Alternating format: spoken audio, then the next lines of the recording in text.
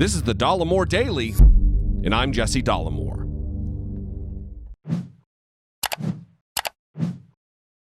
Leadership is important.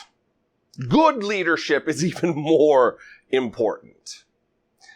In a leader, you want someone who is decisive.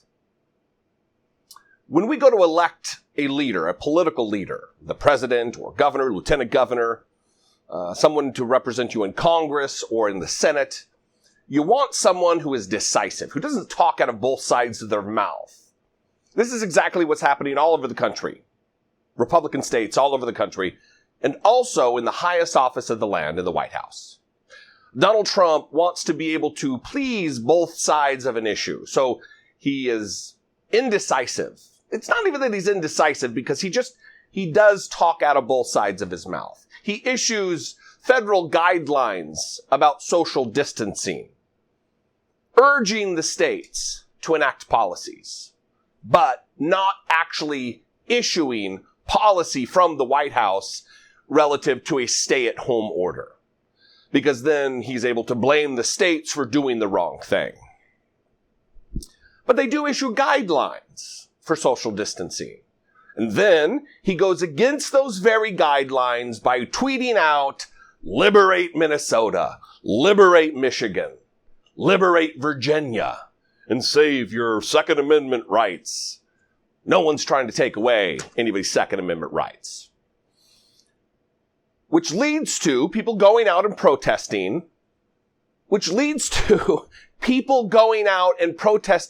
the very guidelines that Donald Trump has set in place while flying their Trump flags, while flying their desecrated American flags that have Donald Trump's face printed on them, in violation of federal flag code.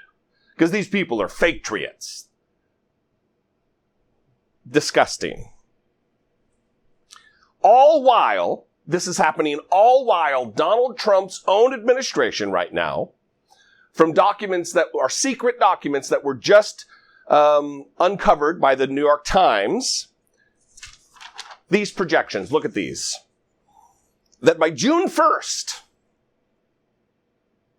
the daily death toll in the United States is projected. This is Trump numbers. This isn't some other think tank. These are from the administration. The COVID-19 Health and Human Services, FEMA, interagency numbers. That by June 1st, the federal government is projecting 3,000 deaths per day. We're currently at roughly 1,750. That's almost double. While they're urging states to reopen. We can't let the cure be worse than the disease, morons say. Fox News idiots say. MAGA hats say. The administration's cases per day projection, that by June 1st, over 200,000 new cases of coronavirus. Right now, we're at about 25 or 30,000 per day. That's a massive, more than exponential increase. And yet, governors like Greg Abbott from Texas, we've already seen Brian Kemp from Georgia, Ron DeSantis from Florida, putting their people in danger. And this has been a drumbeat that they've been ringing for quite a while. Back in March, I played some video of Dan Patrick, who's the lieutenant governor of the state of Texas. A failed businessman. He loves to talk about how I'm a business guy. I bankrupted some sports bars. I'm a super successful business guy. Apparently, that's the mark of a successful businessman in the Republican Party, is how many and how drastically and devastatingly out of control you've run your businesses. Run them into the ground, into bankruptcy. Then you're a champion. You understand all elements of business. Back in March, he said a few things. I'll just play the clip. You can decide for yourself. Here it is. Living in fear of is what's happening to this country. And, you know, Tucker, no one reached out to me and said, as a senior citizen, are you willing to take a chance on your survival in exchange for keeping the America that all America loves for your children and grandchildren? And if that's the exchange, I'm all in. And that doesn't make me noble or brave or anything like that. I just think there are lots of grandparents out there in this country, like me, I have 6 grandchildren, that what we all care about and what we love more than anything are those children. And I want to, you know, live smart and see through this, but I don't want the whole country to be sacrificed. And that's what I see. I've talked to hundreds of people, Tucker, and just in the last week, and making calls all the time. And everyone says pretty much the same thing, that we can't lose our whole country. We're having an economic collapse. I'm also a small businessman. I understand it. And I talk with business people all the time, Tucker. And my heart is lifted tonight by what I heard the president say, because we can do more than, you know, one thing at a time. We can do 2 things. So, you know, my message is that let's get back to work. Let's get back to living. Let's be smart about it. And those of us who are 70 plus, we'll take care of ourselves, but don't sacrifice the country. Don't do that. Don't ruin this great American you're basically dream. saying that this disease could take your life, but that's not the scariest thing to you. There's something that would be worse than dying. Yeah. So again, he's willing to sacrifice himself, but he doesn't. He's at home, staying at home. He's not keeping the economy going. He's wanting people that are his age, Walmart greeters and such, to get out there and risk their lives, following Donald Trump's lead. And Donald Trump is urging these ding-dongs to do this, while other models that the White House relies on are having even more stark projections. This health data projection is that 134,000 deaths we will likely see by early August, the 1st, 2nd, 3rd, 4th of August. 134,000 American deaths from COVID-19. Right now, that's almost double what we have right now in June, July, the beginning of August. Almost double. And they're rushing to reopen.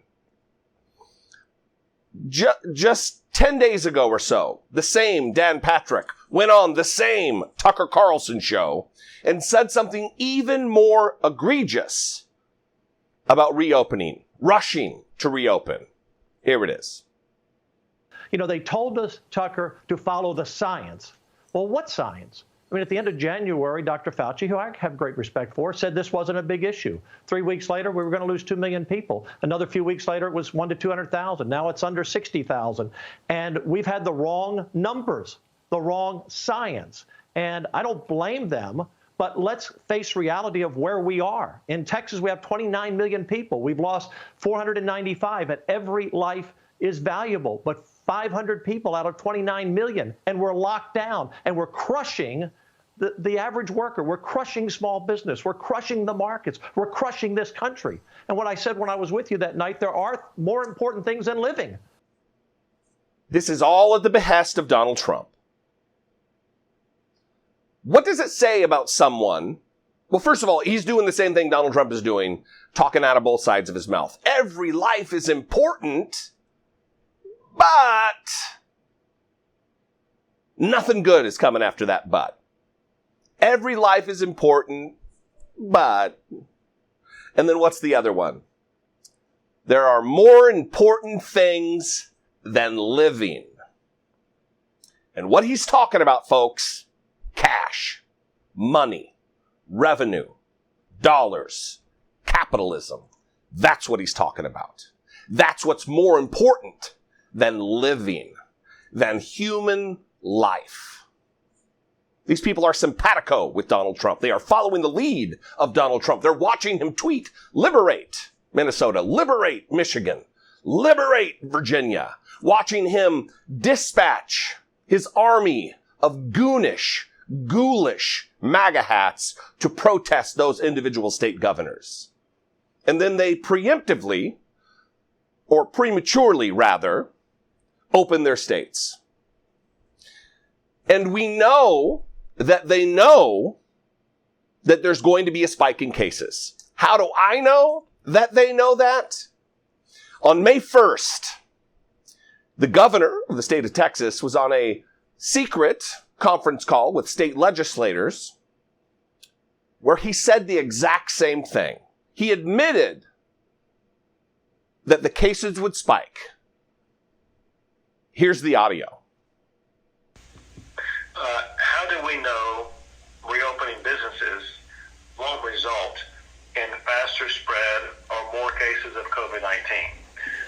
Listen, the fact of the matter is pretty much every scientific and medical report shows that whenever you have a reopening, whether you want to call it a reopening of business or just a reopening of society in the aftermath of something like this, that actually will lead to an increase in spreads. It's almost ipso facto. The more that you have people out there, the greater the possibility there is for transmission. A week ago, he said that. And now they are in the first stages of opening up, getting them out there. Every life is important, but all the scientific models say that listen, the fact of the matter is pretty much every scientific and medical report shows that whenever you have a reopening, whether you want to call it a reopening of business or just a reopening of society, in the aftermath of something like this, that it actually will lead to an increase in spread. And they're pushing forward. Loss of life be damned. Who cares about the citizens of Texas? Who cares about people's grandparents and parents? The lifelong ramifications that will be left in the aftermath of this. Who cares? Because dollars, cash. Listen, the damage that has been done, and it has indeed been done to the United States economy, we can come back from. We can wrestle back GDP. The stock market will rebound. It will rebound. People will get their jobs back that they have lost temporarily. But if you die, if you lose your parent or your brother or your sister or your spouse or your child, you can't wrestle that back. That's gone forever. There isn't anything more important than living.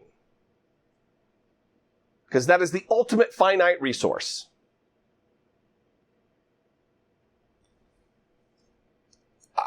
On a daily basis, I am shocked. I don't know why I'm still shocked. But on a daily basis, I am shocked at the depths to which the Republican Party will debase itself for the almighty dollar. It is disgusting. They are ghouls. And they've brainwashed a massive swath of the population to believe this garbage. We need leaders. We need decisive leaders who will make decisions and stick to them. Not make decisions and then make other decisions on Twitter. I would love to know what you think. I would love some disagreement. More than really anything. I get very few troll calls that are able to be played. I get a lot of racist trash. But I would love some pushback. I know there's people who hate watch. I know it. I read the comments. So if you're brave enough to put a comment in there, guy, call in. 714-576-4054. Email me, daily@dollemore.com. I love you guys. I appreciate you. Every single one of you. Thank you for every moment that you spend engaging with my content, watching my content. It is important that we all move the conversation forward. And by sharing these videos or mixing it up in the comments, that's all part of it. So I will see you next time. Be genuine. Take care of one another.